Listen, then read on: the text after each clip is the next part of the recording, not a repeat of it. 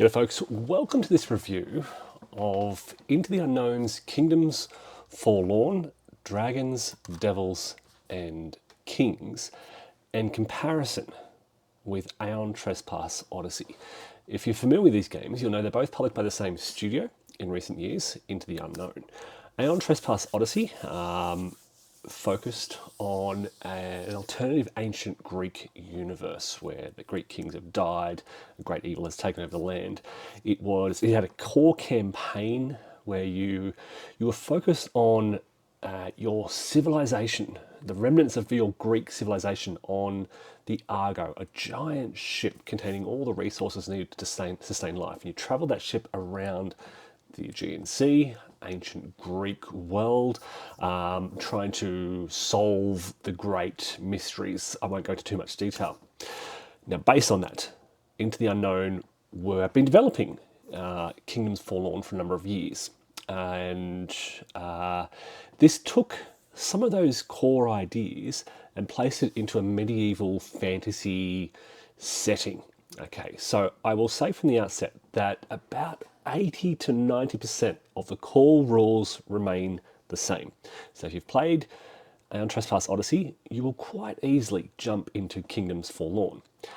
But I will say, and this is the most important theme for this video, I will say that the remaining 10 to 20% of the rules that have changed have all vastly improved the gameplay experience, in my opinion. This is, of course, a subjective view. You may want to check out my review of Aeon Trespass Odyssey, where I described it as fun, fantastic, fascinating, yet flawed. Now, I talk in particular in the second half of the video about the problems, the flaws or the cons that I personally had with gameplay in Aeon Trespass Odyssey. Kingdoms Forlorn, it's almost like they've implemented changes to the system that have addressed pretty much all the major concerns that I had with Aeon Trespass Odyssey. And for that reason, I'm going to give my conclusion straight up front in this video. I think that Kingdoms Forlorn is a vastly superior game. It has a far better gameplay experience. It is more fun, more enjoyable, more rewarding, more engaging, more satisfying, easier to play, there are less sort of morale-breaking moments, despite the adversity you'll have to encounter. It keeps you wanting more.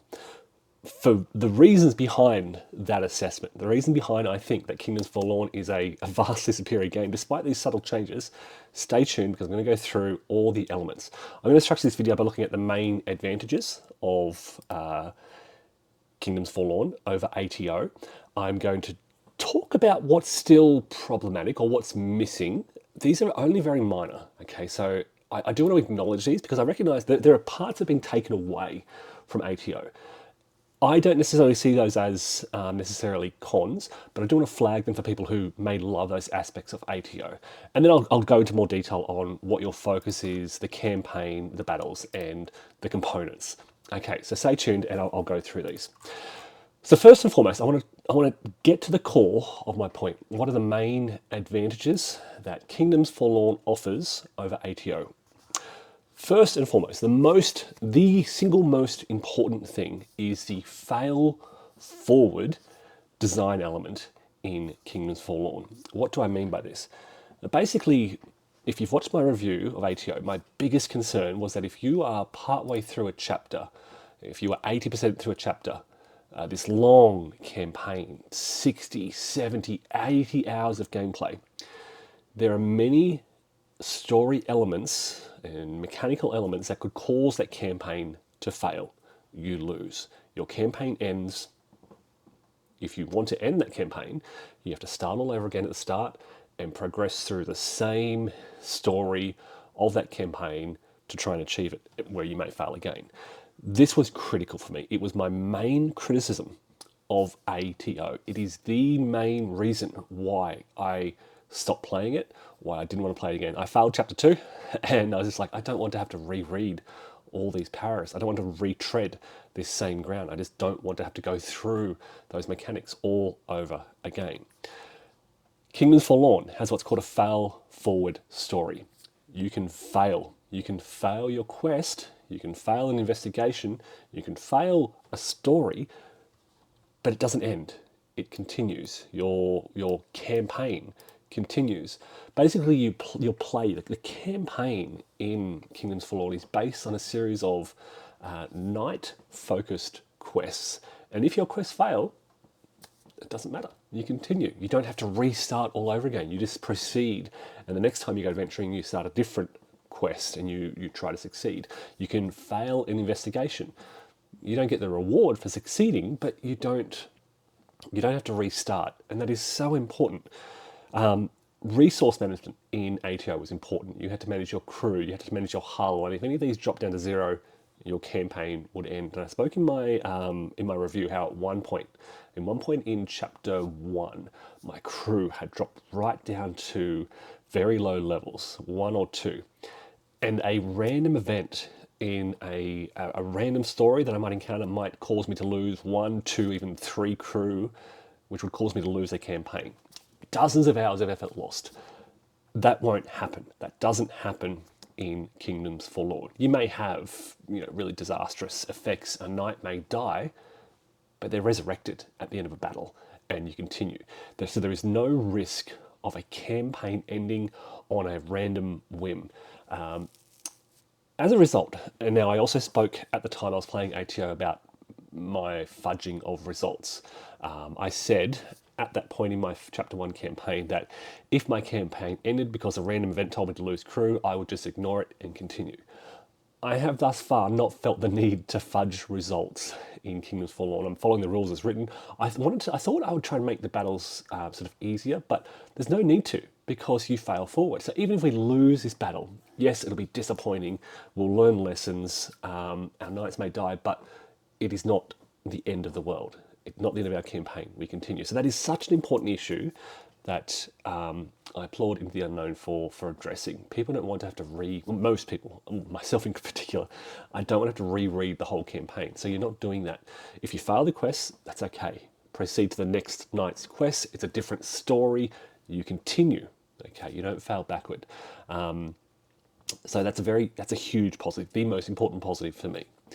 The second thing is that this is still a huge game. This is a huge box. There are thousands of cards and tokens and components. But the cognitive load, particularly for a solo player, is much easier to manage. I played ATO mostly solo. 95% of the gameplay I put into it solo. I'm mostly playing Kingdoms Forlorn solo. Again, 80 to 90% of the gameplay solo, sometimes playing with my family. But the cognitive load in managing all the components is easier than it was in ATO for a number of reasons. First and foremost, the introduction of a squire system to replace characters means that you're basically substantially reducing the cognitive load by huge percentages. In ATO, I had to manage 4 Argonauts, 4 Titans, and all their items and Nemos cards and abilities and weapons, etc. In Kingdoms Forlorn, the squire system takes the place of characters. So when I'm playing solo, I'm playing with just 2 knights instead of 4. And then I have 2 squires taking the place of the other 2 knights. So I'm playing with 2 player-controlled knights and then 2 squires. Now, squires is a system that Into the Unknown have developed for Kingdoms Forlorn to basically streamline the rules. Squires don't carry as many items as knights. They don't have all the special abilities as knights, the same arcs, the same peril arcs, all these kind of talents and so forth. They use a simple single deck to determine hit, wounds, criticals, evasion, and some bonuses that may apply. It's a fantastic system. You still have control over those squires. You still say what those squires are going to do, where they're going to move to, where they're going to attack. It just removes a lot of the extra depth associated with the knights. And then you can focus your attention on the 1 or 2 knights that you're controlling. So I'm focusing on my 2 knights. They have the best items, they have the best weapons, armor, consumables, etc. I'm focusing my attention on them. It is 50% of the cognitive load of ATO, easier to manage, fantastic, streamlined. I was playing with my wife and son. We had 3 players. We added 1 squire. It's easy to manage with less than 4 people. So that's a huge advantage. I mentioned one of my criticisms of ATO was there was just so much going on. There were Nemos cards, there were items, Argonauts with their Argonaut sheets and special abilities and things to remember, and then the Titans and all their special abilities and cards and modifiers. Still a lot going on, but so much easier to manage, particularly as a solo player. So a huge advantage. Let me also say that, look, the Titans in ATO, the Titans were very important and they were quite unique, but quite rare. Hard to get those unique special Titans. From the very start of the campaign in Kingdoms Forlorn, the knights that you are controlling are different. They're unique, and that's from the very start of the campaign. They have their unique miniature, they have their unique backstory, they have their unique knight book, and the knight books are another huge improvement from ATO. You will control the knight, you will get a knight box, and you can see one of these boxes sitting behind me. There's 2 of them. There's one here and there's one down here. You will get a box containing all the components relevant to your knight, including the knight book. The knight book tells your personal story. So in ATO, your story kind of evolved. You would take random Nemos memory cards associated with your Argonaut, and you would build a bit of a story, but it was all drawn from common books, common story campaign books. In Kingdoms Forlorn, everything you need for your story is in that box. There are a few rare moments where you'll consult the common kingdom book, campfire stories, side adventures, things like that. But mostly you're focusing your attention for your quest or for your investigation on your personal knight book. You have that in front of you. It's easy to reference. There are bookmark components that come with the game, so it's easy to slide a bookmark in there, open the page directly to where you need to be. All of these kind of things make the information easier to manage in Kingdoms Forlorn compared to Aeon Trespass Odyssey. Then I'm going to start to get into some of the smaller details. So Kingdoms Forlorn introduces the heat system for rerolls. You can simply increase your character's heat to reroll. It's a nice little system. It's very similar to ATO, but I really like how it's used. I will point out, okay, what I like better in Kingdoms Forlorn, and one of the reasons that I think heat comes to mind is because the player sheets, they're double layered, they are embedded, you have little acrylic cubes that you place on these. They are easier to manage than the simple layered character sheet in Aeon Trespass Odyssey. ATO used the Triskelion system. It's like a little triangle-shaped thing where you had to slide this dial. The dials would often bump and slide and be thrown about. I just think the way they've shifted from the Triskelion and the simple cardboard character sheet to the double-layered night boards in Kingdoms Forlorn is so much clearer, easier, aesthetically pleasing, and mechanically functional. Okay, so all of those things, the heat system, it's really nice. I've mentioned that we have a squire system.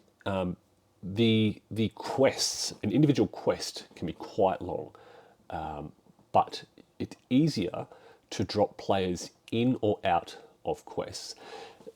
I would argue, and this is probably going to be contentious, but I would argue that it's easier for players to join or leave a quest compared to a campaign in ATO. Partly because of the squire system, partly because of the easier cognitive load. I'm partway through a quest right now. My wife would come and join me if she wants to take on one of the knights. It would be easy for me to tell her the story of that quest compared to ATO. I think the main reason I'm thinking that is because the quests are smaller. So in Aeon Trespass Odyssey, you have this huge campaign going for 70, 80 hours. Yours may be faster or longer. Let's just say 50 to 80 hours of campaigning. And if somebody were to join my campaign, I'm trying to catch them up on 50, 60 hours of what has happened. In Kingdoms Forlorn, if my wife decides to come and join me right now, I can easily say, here's what's happened, here's what we're doing, this is what I've completed, this is what we're up to. It would take me a minute to catch her up on that quest, for her to be immersed in the story, to look at the map and understand clearly what's going on, and then to join the gameplay. And conversely, also for her to jump out and me to take on her character, because I'm just taking on one character, again, ease of cognitive load. So all those things facilitate flexible gameplay. Okay, and that's really important. If you're playing, this is a huge game. I'll talk about depth and length in a moment, but the ability to be more flexible with the people you're playing with the structures of your gameplay, whether you're playing with 2, 3, 4 knights, 5 knights, there's a 5-knight system in the game to include squires, all those kind of things make changes to your gameplay easier. Okay, so I mentioned the personalized knight book, the mix of quests and investigations, and the way these are more diverse. So in ATO, you campaign, you explore, and every couple of days, every 4th or 5th day, you would have a boss battle. And it's against a big boss. In Kingdoms Forlorn, you engage on a quest. One knight will lead a quest, and the other knights or squires will either free roam or conduct an investigation. And the quest is, as I said, it's smaller than a full campaign, but they all contribute towards the larger campaign. So you're focusing your attention on that more compartmentalized quest, but there's a lot going on. One knight might be questing, they might be pursuing the main story, driving the party, but other characters may be doing side things as well. They may be trying to collect certain clues. They may be trying to encourage the party to head in certain directions so they can gain certain clues over in a certain part of the city they're exploring, and so forth. And this leads me to another key advantage, the use of clues. So the clue system is really simple and quite fascinating. So if you're not questing, if you're not the one knight leading the party's quest for that session, you will likely be on an investigation. And investigations are quite simple. You are collecting generic clues. There are 4 different categories, codes, colors of clues, and you'll be collecting 2 of those clues to advance your investigation. Now again, if you fail that investigation, no penalty. You cross off the little box saying, I've completed this, I failed, nothing, no further penalties. If you succeed though, you'll get some kind of benefit. It could be a new weapon or a new piece of armor or some new ability, things like that. Okay, so this is that fail forward system. If you fail, the story proceeds. But the clue system is quite innovative. They're quite versatile. And again, it's just another little component, easy to understand, that shapes your tactics and decision making. I can tell you right now, my party wants to travel west because they want to pick up a clue in a new location. Okay, so that's we have our main quest that we're trying to pursue. We want to head south to advance that. But one of my knights is saying, can we just head over here and pick up this clue, because it's the final clue I need to complete my investigation. So it's just another little tactical consideration shaping the campaign and your progression. Okay, so with all that in mind, another key advantage over ATO is that you have a clearer sense. I'm going to try and word this careful. You have a clearer sense of a more tangible and direct goal. Okay, so you have, as I said, when you sit down as a party, one of your knights will choose to engage in a quest, just one only. That will drive the main story for what your party is doing. It'll give you a very clear goal and objective for your exploration, okay? And it's not a 70, 80 hour goal. It's more like a 15, 10, well, depending how fast you go, 15, 20 hour goal for that quest. And it's quite clear. It's quite tangible. You've got tokens on the board you need to travel to, or a location you have to move to, or somebody you have to go and kill. It's quite clear, tangible. It's in your line of sight, I guess. It's not some vague, broad, unknown mystery. There may be some uncertain elements, but you have a very clear idea of what you're going to do. So quite clearly focused, direct in your line of sight. This contrasts to ATO, where it was wonderful to have the well-written stories in ATO. They were sometimes quite long. There were a lot of side stories going on. I mentioned the NIFs and the ascendancy rules, which were rarely used. You had your Nemos cards as well. The problem with that was it was too big, too cloudy, too much going on. I praise the story writing. I praise the story. It was fantastic, but there was a lot of it. I actually like Kingdoms Forlorn, where it's focused. The quest, it takes the full campaign. Imagine the ATO campaign, and it divides it into sort of these more finite quests. Complete the quest, you're done. You stop. You return back to camp. You recover. You go shopping for items. I'll talk about that in a moment. Now, ATO, and the criticism was Titan death, Argonaut death. People die, your Titans die, they get replaced. I haven't encountered random hero death yet, as you see in ATO and Kingdom Death Monster. I'm kind of hoping it. Heroes will die, knights will die, but they get resurrected. So I don't think, a bit of a spoiler, but I don't think we're going to see permanent knight death in Kingdoms Forlorn as we see in those other games, ATO and Kingdom Death Monster, and I think that's a huge positive. I love the fail forward system. This gets me back to my first point, fail forward. If a knight dies, they're resurrected, they're brought back to life by a cleric. There's a lot of magic in this world, and they can continue. They fail, but they move the story forward. Brilliant, brilliant, brilliant, brilliant design. Okay, so what might you think is problematic? What's missing? What has been removed from ATO that you personally might miss? Well, first of all, player rates. Well, it's not missing, it's still missing. It was missing in ATO, it's still missing in Kingdoms Forlorn. There simply aren't enough player rates. This is a huge game. Just like ATO, it has a 100-page rulebook. Yes, it's been streamlined a little bit.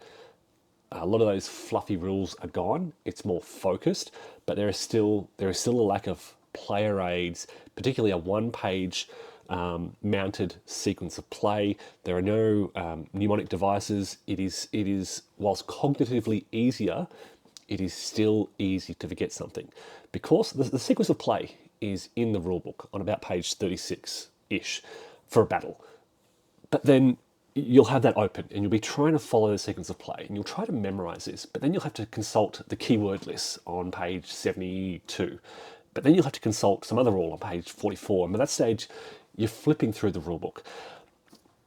These games must have player aids. I mean, it's a 4-player game, it's a monster. There should be 4 printed player aids containing the delve sequence of play. Delving is when you're exploring the map. The encounter sequence of play, and the clash sequence of play. So I've mentioned 3 keywords there: delve, encounter, and clash. And for those not familiar with the game, I will explain. Delve is basically when you're exploring. It's kind of like the campaign element where you're exploring map tiles, moving the party as a whole around the map. As you explore the map, you'll have these brief little encounters, and these are 1-round battles on a much smaller map, about this big, where you'll fight 1 round with a handful of monsters. And then occasionally you have much larger clashes on the full battle board, and you might deal with 8 to a dozen monsters or a big boss, and they go on until either the enemies are all defeated or your knights are all defeated. Okay. Now, that's the sequence of plays in the rulebook. The encounter board does have the encounter sequence of play, but there's not enough of this. It absolutely must have, you've got to have printed sequence of plays in games this big. Okay, what else is missing? Resource management has been hugely reduced. Yes, you are managing some resources. You're managing your items. You're managing consumables. You're managing sort of loot. You're managing gold, which is very important. But in ATO, there was a lot of a substantial degree of resource management, and I love resource management. For me, Kingdom Death Monster still takes the cake. It has the best resource management in any of these kind of boss battler RPG games. I love the idea that you fight a monster, You defeat the lion, and at the end of the battle, you're taking sort of the fur, you're taking the claws, and you're using these to craft new weapons, items to take with you into the next battle. ATO tried to use a similar system. You would collect resources over the course of the campaign, you collect giant trireme pieces of wood and bits of marble, and you craft these into items. My experience was that I just had such a surplus of items, and the distinction between a surplus of resources, and the distinction between items was so minimal that the whole crafting resource management wasn't really as interesting. Kingdom Death Monster is really the shining example of how that works.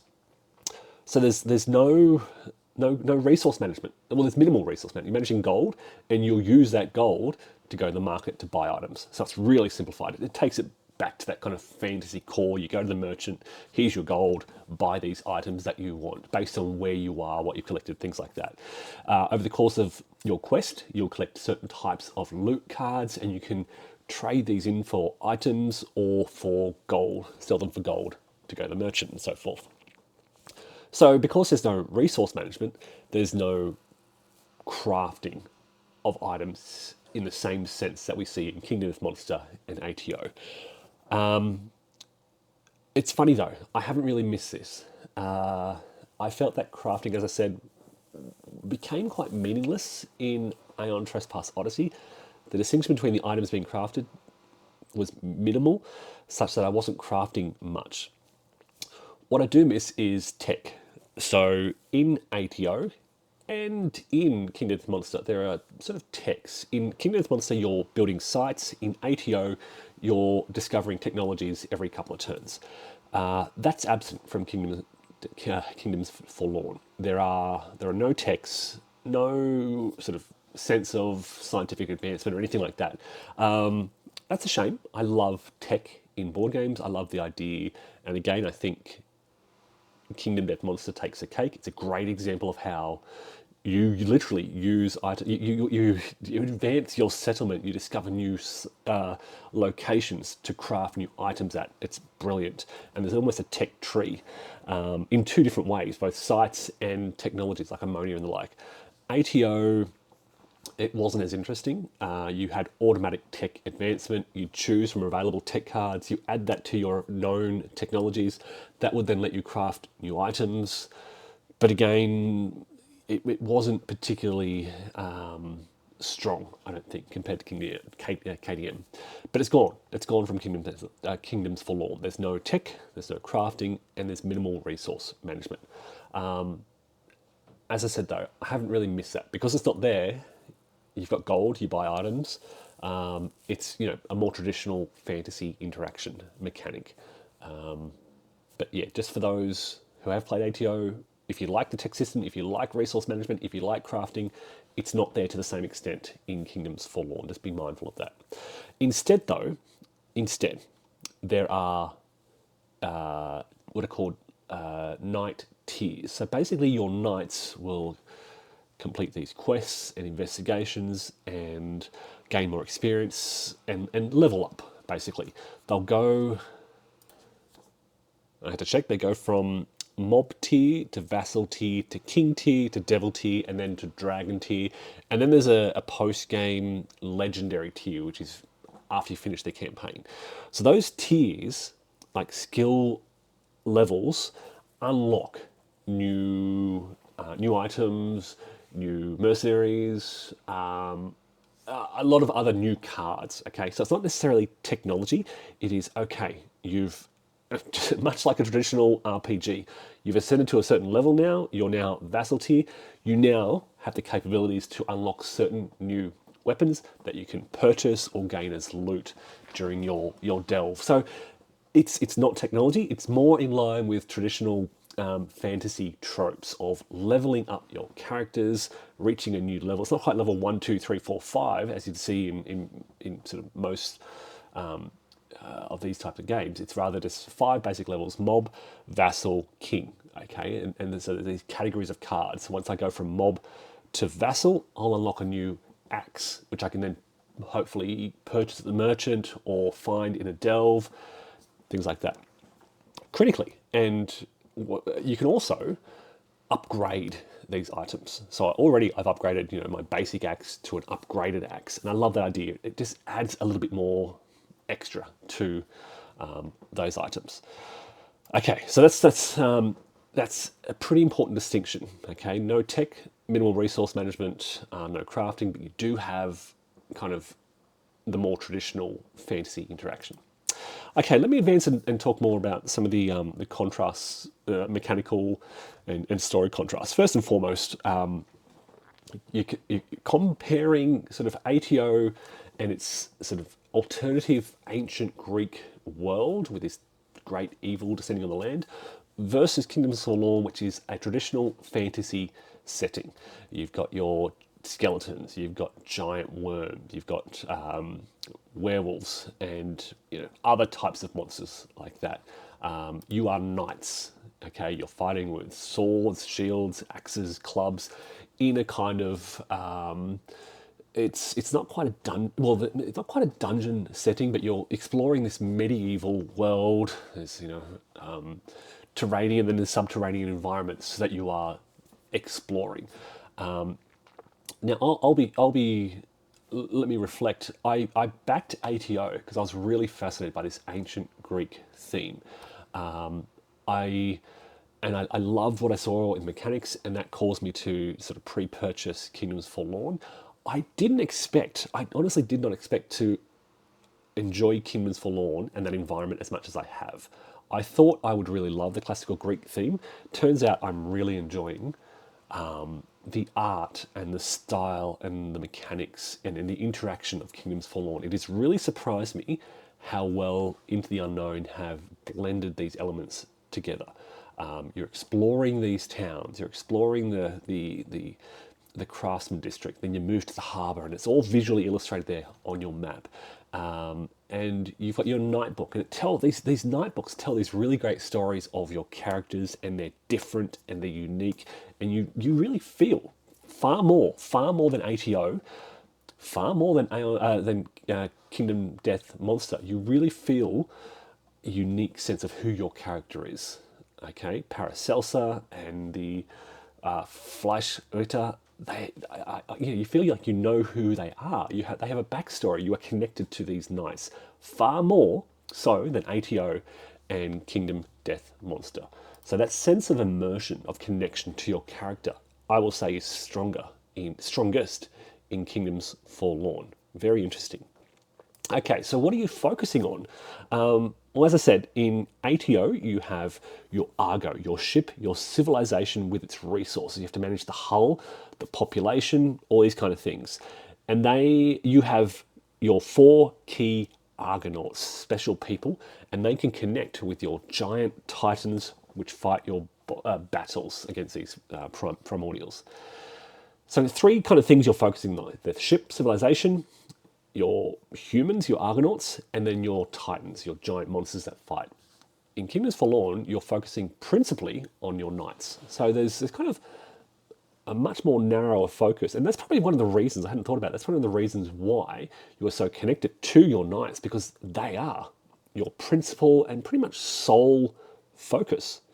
There's no civilization to manage.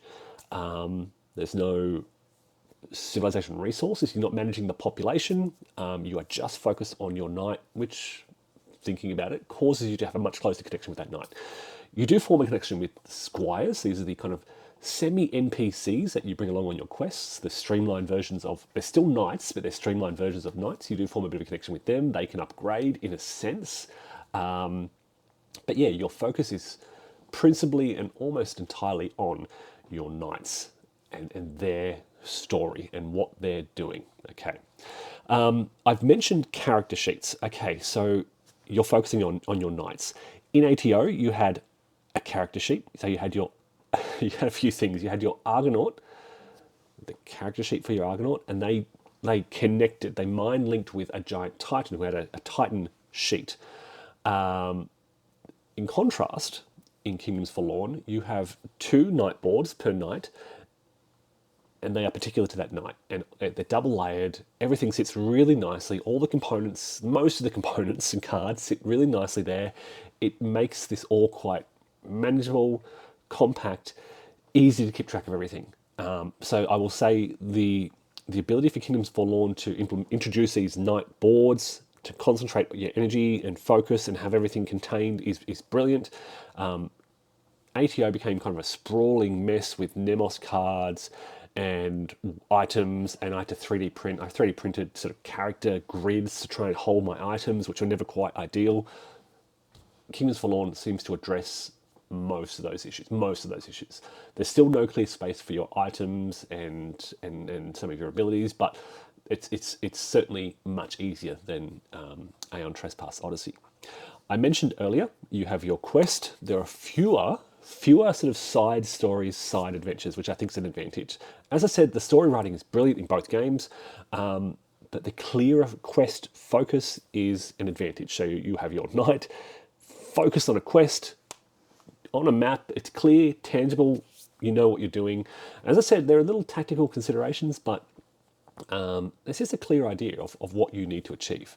ATO had a common chapter book with common stories, various Nemos cards and Nemos stories within that book, various side adventures and so forth. Kingdoms Forlorn does have these side adventures, but they're much shorter. Most of your attention again is focused on your night book. There is less reading in Kingdoms Forlorn. Look, the stories are great, but there is less. Thus far, at least, there's less reading to do in Kingdoms Forlorn compared to Aeon Trespass Odyssey. And again, there are sort of character attributes. So your knights will have character attributes, as with ATO. They're very similar there, and they're relatively minimally used, which I think is a good thing. The less you have to rely on your printed character sheets for your sort of reference and use and update, the better. Okay, let me talk about differences between the campaigns. So I've already kind of spoken quite a lot about this. In ATO, you have this vast 50 to 80 hour campaign moving from your Argo, your civilization ship, from tile to tile through the Aegean. You know, in chapter 1, you're navigating around, spoiler alert, Crete, this island. In Kingdoms Forlorn, you are exploring more focused cities, basically. So the scale is much smaller, tighter, and you're literally navigating these city streets, and you're moving from card to card.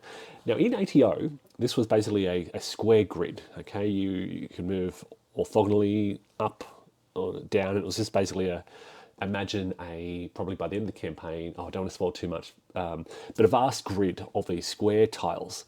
In Kingdoms Forlorn, you're using 4 different sizes of exploration tiles, cards basically, to map out this city. And it's really, you don't quite know what you're going to uncover. It makes it more interesting, I'll say that much. It's a relatively simple design change. I imagine it must have been quite complex to design to make sure all these cards fit together, but it makes it really interesting. It does feel like you're kind of navigating through these streets, you're visiting the church, then you're heading down to the harbour and you're doing all these kind of things.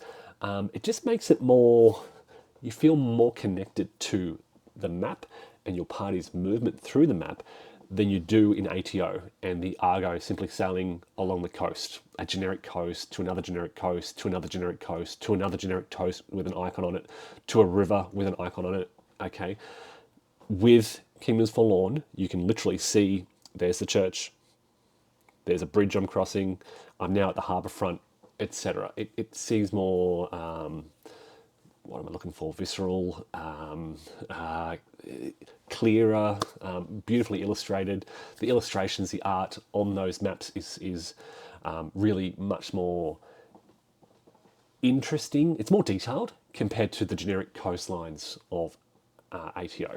I'll say that much. Okay, so because it's more detailed, more focused, there's scope for the art to have more detail. Yeah. If you've seen any of my ATO videos, you may recall I used an app on my phone to manage my resources, to manage my tech, to manage all my Argonauts and all that. You needed that app. Well, it didn't need it, but it was a huge help to manage all the resources, all the technology, all the stuff going on. You don't need that. There's no app for Kingdoms Forlorn, or at least none that I'm aware of, none that I feel I need. It's again, this cognitive load is more streamlined, so I don't need an app to manage anything. It still takes up a lot of table space, but everything I need, I'm managing quite well. Yeah, it just takes it slims down some of the fluff, I guess. Again, no resources, no technology. It's a bit sad, but I'm not really missing it. Okay, it does, and all that makes it easier to proceed. Argo, you need to manage resources. You don't in Kingdoms Forlorn. You craft via those Argo resources. You don't. Instead, as I said, you find loot. You succeed in quests and investigations to pick up special items, and you buy items in the market. It's just a different way to accumulate items. There are still hundreds of items. I was very critical of the quantity of items in Aeon Trespass Odyssey. I said there are too many, and the distinction seems minimal. My early impressions are that there is a clear distinction, certainly in your starting items. I kind of will reserve judgment on that till later on. There are something like 200 item cards in, I want to say about 200, where are they? 292 gear cards in Kingdoms Forlorn, compared to there was about 160. So there are actually more gear cards in Kingdoms Forlorn, but at an early stage, they feel well. There's a clearer early distinction between the items. Okay, which I'm quite liking already. And I think because there's that lighter cognitive load, I'm more focused on what items I do have, but it's still early. Okay, my views may change later in the campaign. But let me also say another important point in the campaign. There feels like a greater degree of freedom and flexibility and choice and versatility in Kingdoms Forlorn compared to Aeon Trespass Odyssey. Aeon Trespass Odyssey had this one 80-hour story. And yes, there are a lot of side stories and things that you were doing, Nemos cards, things like that. But you were principally trying to achieve your principal story goal. Kingdoms Forlorn gives you the flexibility to say, okay, we've just finished a quest. What are we going to do now? Let's pause, think. Let's look at Fleischritter over here. Let's let him lead the next quest. Or maybe your friend who plays Fleischritter is away for a couple of weeks, and you'll say, okay, let's take Paracelsa, and she'll lead the next quest. And though that choice will take you down completely different story paths. Or maybe your friend who plays Fleischritter and Paracelsa are both away, so you're playing with somebody else, and it's a completely different story. So I feel like you've got a greater degree of flexibility. And to be frank, choice. You are choosing whose quest to advance, and you'll get an early sense. So Fleischritter is sort of like the, in effect, a butcher who he's a butcher who carries his big cleaver. Paracelsa is the kind of warrior, nun, knight, religious zeal, and you'll know sort of that their stories, their quests, will take you down those certain paths, and you get to choose who is leading the quest and who's going on the investigation, and what the outcomes of those investigations may be. You can really try to pursue an investigation to get a particular type of weapon, particular character. All of these things give you basically a greater degree of choice. You're not following the single central story arc. You've basically got, with the base game, 5 different story arcs, one for each of the 5 knights. It's quite complex, but each knight has 5 quests that they have to complete in order, and each quest has 3 accompanying investigations. So each knight has 20 different, basically, campaign stories that they will tell. And there are 5 knights in the base game, giving you 100 different choices to make. Quest 1, I might choose Paracelsa. Quest 2, I might pick Fleischritter, and so forth. And you can change whatever you want to do. Okay, so basically what I'm saying is greater degree of flexibility, freedom, choice to sort of take in and out characters, choose a different character, advance the story in a certain way, compared to Aeon Trespass Odyssey, which had you more, relatively speaking, more on that central campaign rail. You had to advance the campaign, or you lose, you die, you have to restart. Okay, and acknowledging there were lots of side quests and stories and so forth, but you still had to advance that main quest, or you lost. And they're often timed. You had 10 turns to complete this certain thing, or you lost. If you don't complete that certain thing in Kingdoms Forlorn, you fail, but you continue. The whole game isn't over. Okay, let me contrast now the battles. They are very, very similar for the most part.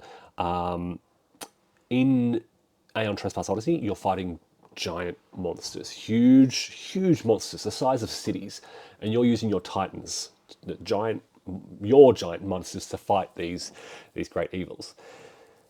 The key distinction, and I think the key advantage that Kingdoms Forlorn has over ATO, is the use of the mob system.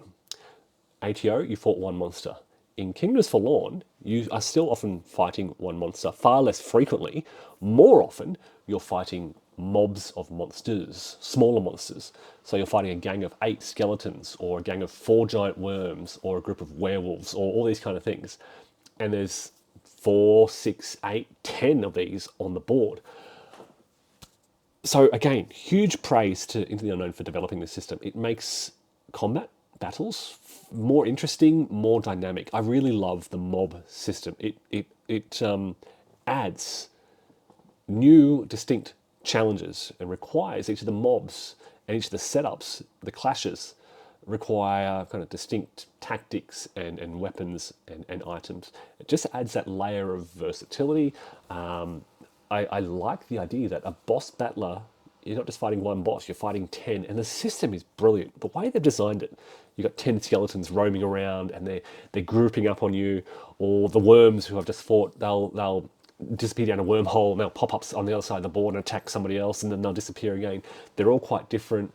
It's not just the one boss. So that kind of facilitates your, a new level, a new degree of tactical thinking. It's really quite interesting, and I really enjoyed it. So yes, ATO, big monsters. Kingdoms Forlorn, still the big monsters, but also lots of different mobs of monsters that you'll encounter.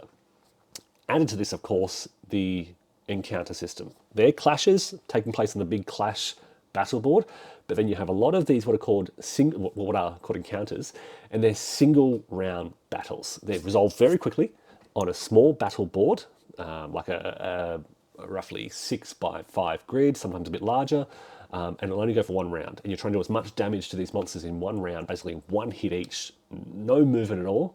Just you can either provide assistance or you can attack. And just another little gameplay element, and I love it. It's brilliant. My only criticism is that I wish that those little encounter boards were separate A4 size sheets, because they can all fit on an A4 size sheet, but they've printed them all on the back of the encounter board. So you have to unfold usually this big encounter board, battle board, to play your very small encounters. A side note, I'm going to scan the encounters and just print them off and mount them on A4, so I can just bring this A4 sheet of paper rather than having to unfold the giant battle board and find space on my table for that. And I recommend you do the same, just to manage the footprint. Okay, so the battles are mostly, almost identical in terms of the tactics. The mobs just give you more to consider.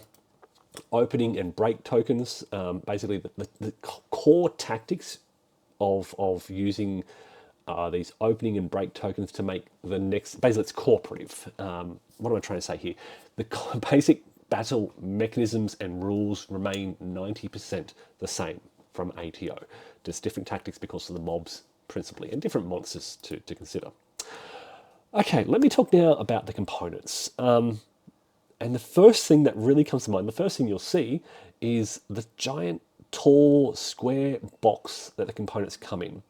You take this lid, so the box is behind me, and you can see it's kind of like, that's only part of it actually, but you take the lid off and then you've got a box, but then you take that box out and there's like a lower box, and it's big, so you can see it's about, that's the expansion here, that's the base game, and that's the bottom middle bit, and then there's a lid that goes on top. Criticism is it's really awkwardly shaped. It's not going to fit on those shelves behind me. It's a different size to ATO. I think it's an interesting slash awkward problematic design choice just for the box size layout design. I'm not going to say any more about that, but it's weird, and I don't know where to put it on the shelves because it's so weird. I could put it on top of my shelves somewhere. Okay, let's talk about miniatures. Miniatures are fantastic. Into the Unknown, superb quality miniatures. There are fewer big monsters. There are more mobs. Okay. Yes. And the mobs are generic. So you might have 10 different skeletons and 10 skeletons, but they're all identical. 4 worms and they're all identical. A little bit of degree of difference might have been nice, I guess, but look, just be aware of that. A criticism of the cards, the card art is fantastic, very similar layout and design, again, almost identical to ATO. I will say the storage solutions in the boxes are better than ATO. So Kingdoms Forlorn has like actual storage solutions for all your cards and terrain tiles. So with ATO, I had to print off a terrain tile storage, 3D print it. With Kingdoms Forlorn, there is actually an insert in the box for your terrain tiles, for the exploration delve cards. They've done substantial improvements in the storage solution for the game compared to ATO. I know it's a minor thing, but given how many components there are sprawling, it's needed. What is missing is token storage. So there are tokens galore. My goodness, let me just recount some of them. There are 49 night tokens, 40 encounter tokens, 16 resource tokens, 15 bane tokens, 20 modifier tokens, and more. 10 charge tokens, 15 armor tokens, tokens everywhere, and they just kind of sit in little piles all over my table.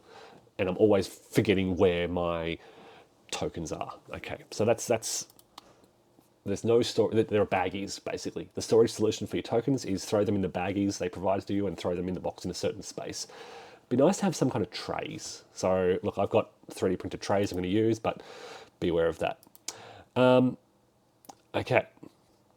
As I mentioned, there's still no player guides. The rulebook, as a result, takes a hell of a beating. The rulebook and the Kingdom codices, they're called, they take a heck of a beating because you're constantly flicking. As I said, in one attack, your knight makes one attack. You want to follow the sequence of play, but then you'll be flicking to a keyword, and then you'll be flicking back to another reference, and then you'll be flicking to the index, and then back to the sequence of play, and that's just in one attack.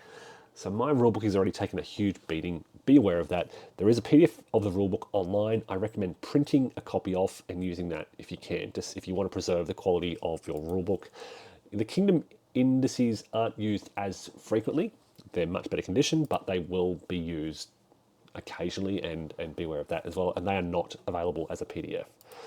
Keywords. Now, I haven't done a count, but it feels like there are more keywords in Kingdoms Forlorn. There are...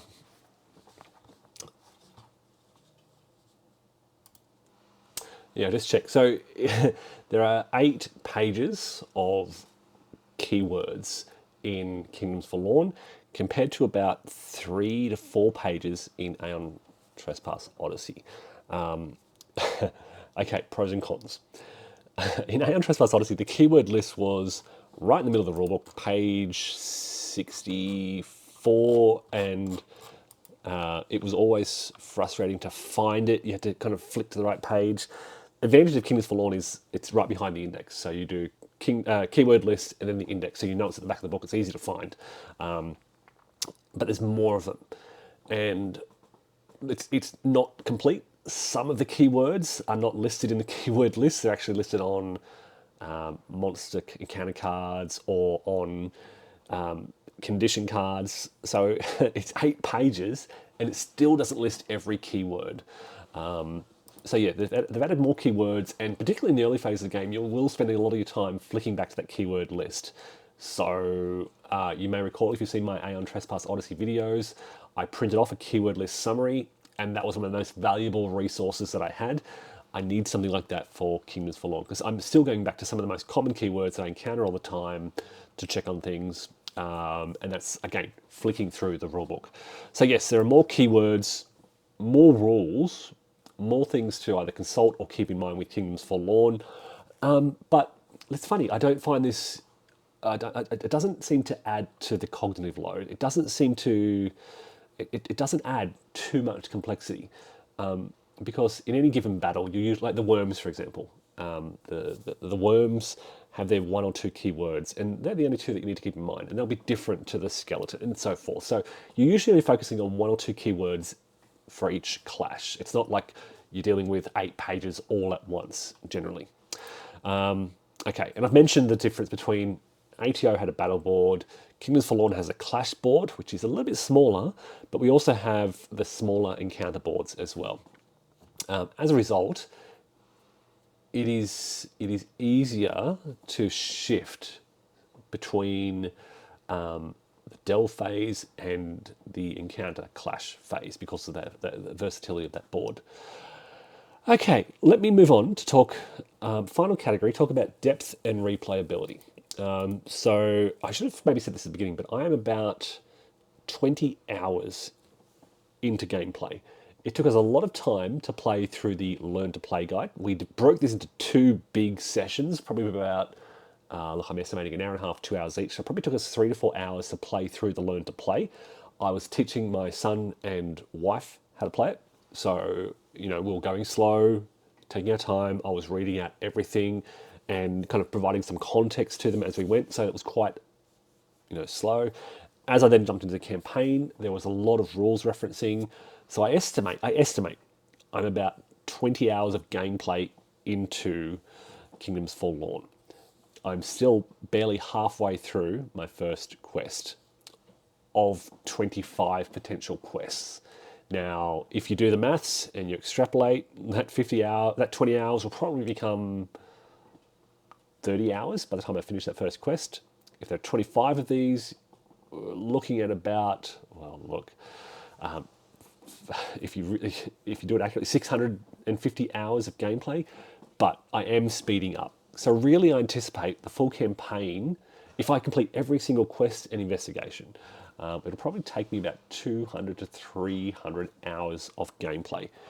So hundreds of hours of gameplay in that base game box.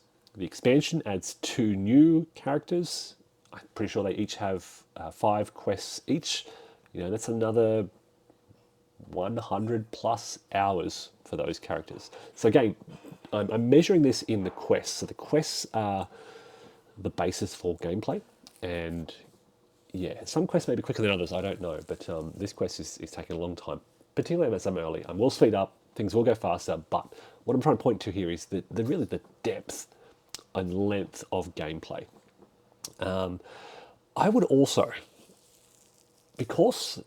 so in Aeon Trespass Odyssey, you had the one chapter 1, one story, one overarching story. And once you've finished that story, once you've read that story, it's the main thing you're remembering. It's the main thing you're driving towards. You know it, you remember it. I have said many times I didn't want to repeat that story. Okay. Kingdoms Forlorn, because there are, 5 times 5 quests, 5 quests for each character. So each character has their story arc, which is the story for that character. I would suggest that these are more replayable than ATO. You could play through the whole kind of campaign with just 2 characters, finish their stories, finish the campaign, and you're done. And you could restart with 2 new characters, completely different gaming experience, completely different story experience, completely different items, encounters, etc. They'll be completely different stories, a completely different gaming experience. And once you finish with those, you can add the 5th night that you haven't used yet, go back to the one in the original, and by that stage, you will probably would have forgotten or be willing to review the story that you finished 200 hours ago. basically. So I would say, I'm going to suggest that Kingdoms Forlorn is likely more replayable than Aeon Trespass Odyssey. Another reason for this is to fail forward. So you will complete the story before you need to replay it. Okay, so you're playing through 100, 200 hours of gameplay before you need to restart. You compare that to my experience with Chapter 2 of ATO, where I was maybe 20, 30 hours in and had to restart and retell the same story. If I failed 15 hours in, I'd have to restart and retell the same story again. That's not going to happen in Kingdoms Forlorn. Full stop. So I'd suggest that for that reason, it's replayable, more replayable, or at least more playable long term. There are also rules for the post game. Now, again, ATO had this as well, but there's also the post game. And yeah, as I said, the fail forward principle facilitates that duration of story. Okay, so look, folks, to bring all this together, for me personally, Kingdoms Forlorn, with those subtle little changes, and I've kind of, just to go over them again, the fail forward, the easier cognitive load, the use of squires, the unique stories, the use of quests as the mechanic that drives your campaign, that drives your story, and the versatility surrounding these elements, the ability for players, people you're playing with, to drop in and out, the use of the night book, the use of clues, all of these things, for me, they all help address the critical concerns I had with ATO.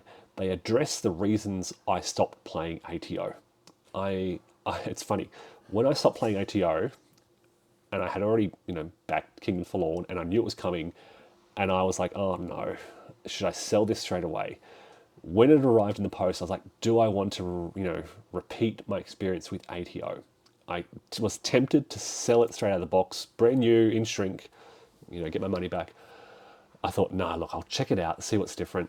And I'm so glad I did, because it is, those subtle little tweaks create a vastly superior experience, a more user-friendly experience, a more durable experience, and a more versatile experience. A more fun, fundamentally, it is a more fun experience compared to ATO. What does this mean? If you enjoy ATO, you should love Kingdoms Forlorn. The caveat being, if you love it because of the resources, the technology, and the item crafting, that's missing. That's the only caveat, okay? So if you love ATO because of those three elements, that's missing here. Instead, it's a much simpler item purchase mechanism.